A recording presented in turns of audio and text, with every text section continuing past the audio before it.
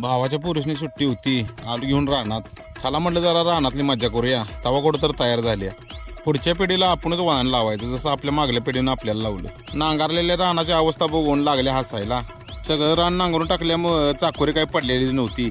म्हणलं वाट गावल तिथनं या. एक चालत होती व्यवस्थित, दुसरी मात्र लय जागा होती. घरातलं शेंडफळ म्हणल्यावर सगळ्यांचं लाडकं, त्यातलाच ह्यो प्रकार असतोय. त्यांची बारकी पावलं बघून मी आपली गडबड केली. काम फक्त निमित्तच होतं, फक्त सगळ्या गोष्टींची सवय पाहिजे म्हणून यासनी रानात घेऊन आलो. सगळा बांध हिंडल्यावर मागे येऊन बघतोय तवर कुठं आहे कॅडबरी. छोट्या गोष्टींनीच यांचा आनंद दडलेला असतो. उगाच आपण नाही ती सवय लावतो.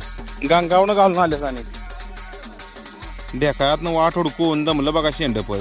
झालं परत विक्रम येता मी. आता तुम्ही विचारशीला गंगावन आणि विक्रम येता काय भानगड आहे, सांगा कमेंट बॉक्स मध्ये. मी त्यावर मजा करतो. त्याला यटाक म्हणायचं. यटाक पहिलं बैलगाड्यासनी वापरत होती. आता यटाकाला शुद्ध भाषेत काय म्हणते ती ही मला